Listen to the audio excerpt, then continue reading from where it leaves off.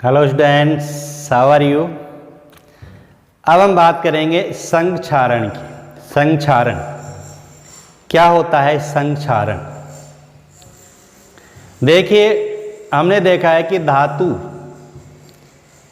की सतह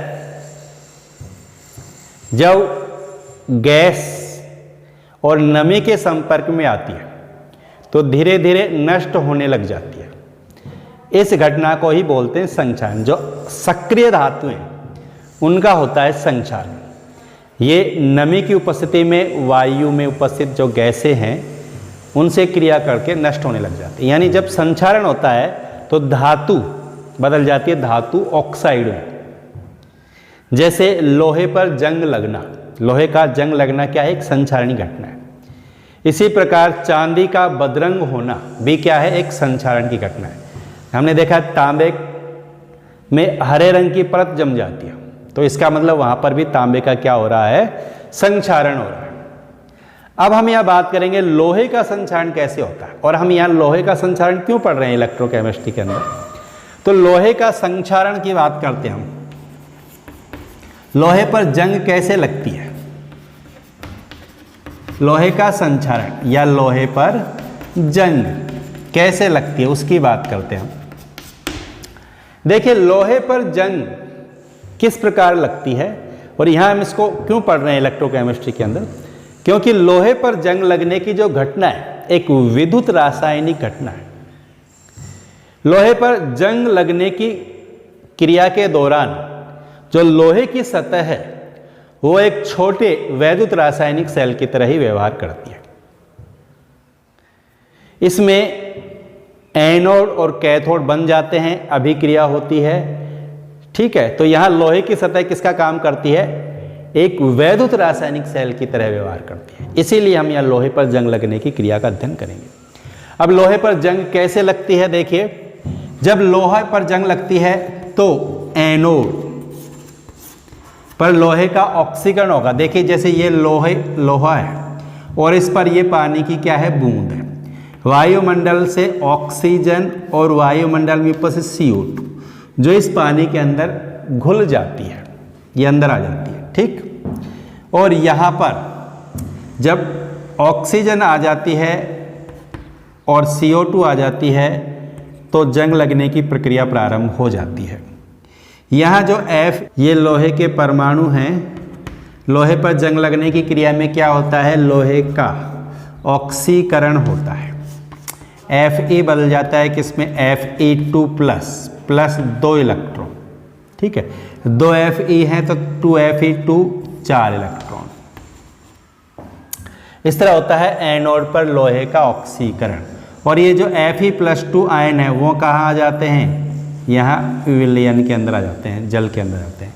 और जो इलेक्ट्रॉन होते हैं वो यहाँ से किधर की तरफ जाते हैं? कैथोड की तरफ जाते हैं। कैथोड पर क्या होता है? अपचयन होता है। कैथोड पर अपचयन होगा किसका? देखिए, यहाँ पर ये जो CO2 है और ये जल की बूंद है, ये जल और CO2 आपस में क्रिया करके बना लेते हैं H2CO3 कार्बोनिक अम्ल। और कार्बोनिक अम्ल से प्राप्त होते हैं कौन से आयन? H+ ion. यानी यहाँ पर कौन से आयन हैं? H+ आयन है, जो कहाँ से आए? H2CO3 से, कार्बोनिक अम्ल से आए। ये H+ आयन और यहाँ पर कौन सी गैस है? Oxygen plus oxygen. और इधर से क्या आ रहे हैं? इसमें इलेक्ट्रॉन, जो Fe2+ जो इलेक्ट्रॉन है वो आ जाएंगे इधर, और ये इलेक्ट्रॉन को ग्रहण करेगा। ठीक, ये इलेक्ट्रॉन जो ये H+ और ये ऑक्सीजन आपस में क्रिया करके बना लेंगे H2O। ठीक, तो यहां पर अपचयन हो गया। कहां पर? कैथोड पर। नेट सेल अभिक्रिया क्या होगी? ये जो Fe plus 4H plus O2, 4 electron से 4 इलेक्ट्रॉन आ गया, 2 Fe2 प्लस 2 H2O। क्लियर? यह अभिक्रिया होती है। अब यहाँ पर होता है क्या, ये जो Fe2+ आयन है इनका फिर आगे ऑक्सीकरण होता है। यहाँ ऑक्सीजन है, इस ऑक्सीजन से Fe2+ का दोबारा से क्या होता है, ऑक्सीकरण। ये जो Fe2+ है ये ऑक्सीजन से क्रिया करता है, प्लस यहाँ पर क्या है, वाटर भी है, H2O है, H2O की ड्रॉपलेट है, तो प्लस H2O, ठीक। तो Fe+2 का ऑक्सीकरण हो जाता है किसमें, Fe2O3 में, यानी Fe+2 से किसे बदल गया, Fe+3 में। Fe2O3 में Fe किसके रूप में, +3 के रूप में। तो Fe+2 का ऑक्सीकरण हो जाता है Fe+3 में, ऑक्सीजन से क्रिया करके ये बदल जाता है Fe2O3 में, ठीक है। और यहाँ आ जाएगा 8H+। समीकरण को संतुलित करेंगे तो यहाँ 8 हाइड्रोजन है तो यहाँ आ जाएगा 8H+, ठीक, समझ में आ गई बात। और यहाँ क्या आ जाएगा 2Fe2O3, तो ये होता है, ठीक। तो यहाँ जो Fe+2 बनता है, Fe+2 का भी पुनः ऑक्सीकरण हो जाता है किसमें, Fe2O3 में, ऑक्सीजन से क्रिया करके। अब ये जो Fe2O3 है ये वाटर से, जो जल है यहाँ पर, उससे क्रिया करके क्या बना लेता है, Fe2O3.XH2O, जिसको हम क्या कहते हैं, जंग कहते हैं। वहाँ जो Fe2O3 बना है, अब यहाँ लोहे की सतह पर जो जल की मात्रा है, जल जो है वो बदल जाता है किसमें, जंग में, Fe2O3.XH2O।